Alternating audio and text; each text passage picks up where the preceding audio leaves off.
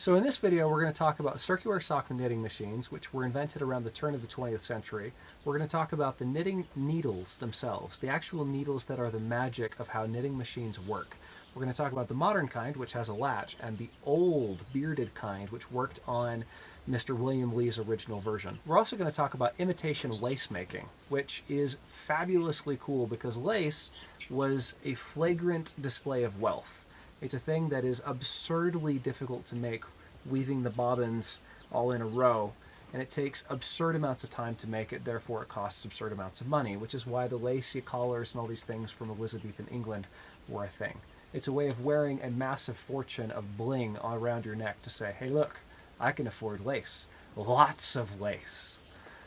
But as soon as framework knitters figured out how to make an imitation, suddenly the cost went down and the status symbol changed. So that is incredibly cool. And lastly, we're going to show you some footage of just the sequence of knitting frame machines as they progress through history.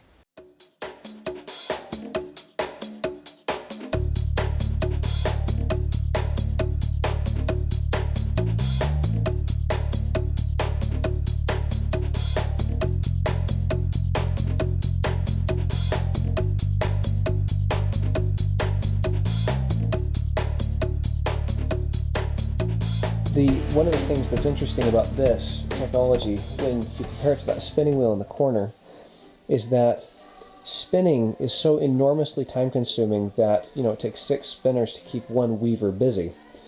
If that's the case, then the real bottleneck isn't the weaving, it's actually the spinning. Similar thing with the knitting. Knitting isn't really the bottleneck, it's spinning. So it's only after spinning technology is invented, you'd think that this kind of technology becomes interesting or useful or necessary, but that's not actually what happened. The original knitting machine was actually invented during the reign of Queen Elizabeth I, as in the late 1500s. It's so different from what we think of as 1500s technology. Yeah. It's so different. They were still fighting with longbows. They were fighting with longbows and knitting socks at a rate of like 3 feet per minute. I don't know how fast these really go, but probably not 3 feet per minute, but how fast do you think they go now? I'm kind of curious. These ones are way fast, but we're going to go and see the really old version, the 1500s version, in just a moment. I'm curious how fast they are because, I'm just curious how fast they are, right? Like how many feet of fabric can you turn out in a given amount of time? This is like one of those strimmer competitions, strimmer versus scythe.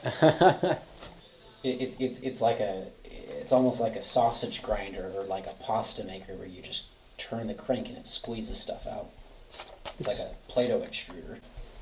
Yeah. But for cloth. A Play-Doh extruder for cloth. It's incredible. I would like to take one and 3D model it so we wouldn't have to create all the dimensions ourselves. But these are the needles. The needles you'd want to think would probably have to be done in metal. Yeah, these you'd have to buy in. But the way these work is they've got that beard on them. This beard on the needle is going to catch on the previous thread. So as you're pulling down, there's a thread in the hook. It catches on the previous loop, which is down here. That previous loop pushes the needle very automatically. And then it sheds that loop off. Meanwhile, it's caught onto that new one. That new one then comes up. This needle very naturally comes down. And then you're ready to catch onto another loop. And that's really all knitting is catching loops, passing them through other loops. So this is one of the original bearded needles. And here you can see very slightly that there's a swat in the needle there. And so the spring in this section of the needle is what actually allows it to close and shed the previous loop. And the tip digs into that swat, allowing it to pass over cleanly. This is precision work.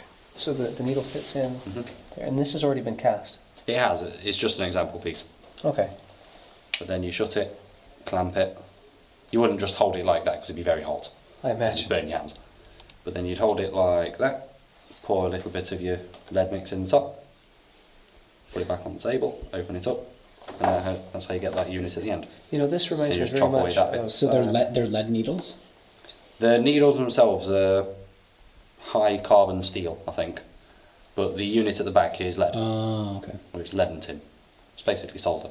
This is a big deal. Apparently, in the 1760s, they discovered that they could make a lace look-alike using knitting machines, which was a huge deal because lace was hyper expensive, super popular for cuffs and things. It was a way to show off insane amounts of wealth because it was enormously difficult to make. If you can make it cheap, then suddenly you have a cheap knockoff of an extremely expensive handcraft.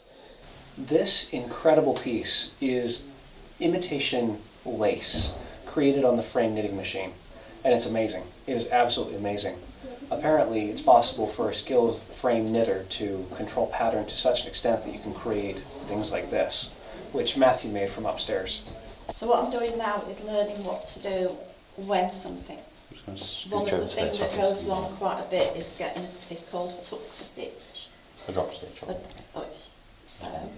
So what you're doing is what the machine is doing, just you're doing fixing one stitch at a time. Fixing one that's gone wrong. And you're passing one loop through the next loop, through the next. Yeah. There you go. There you go. Took me ages to get that. But then again, I didn't have a knitting background when I was 15. Yeah, So- and also I've been knitting on here for 6 months now, not very well, and only just worked out that they're pearl stitches. That's ready for you.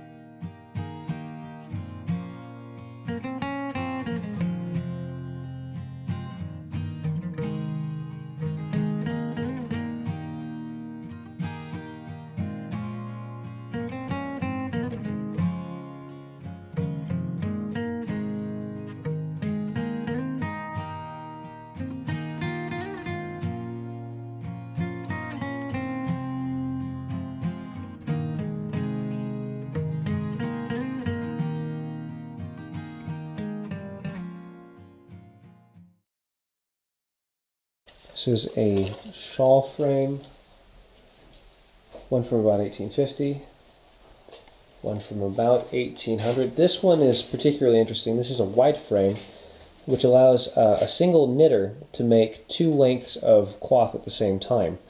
Up to this point, a skilled knitter was able to control the shape of the fabric, so it's not just a flat sheet as it comes off. You can create an actual sock with a heel and everything.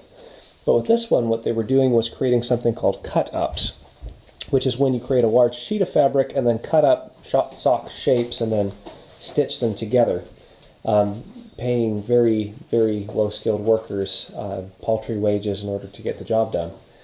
And that, unfortunately, puts the skilled guy out of business. The pressure was extra intense because at the same time that this technology is making socks cheaper, at lower quality but cheaper, at the same time, fashion was changing. People, instead of wearing long stockings, were starting to wear long trousers. And so the demand made wages and the living of high-skilled frame knitters uncertain. Knitting machines are fascinating. The history, economics, and technology are all independently fascinating. And circular sock knitting machines in particular are cool to me because they are something that could easily be 3D printed. Spoiler alert, that's a project coming up in a future video. If you'd like to see that and other project videos in the future, please hit the subscribe button below, and we look forward to seeing you next time.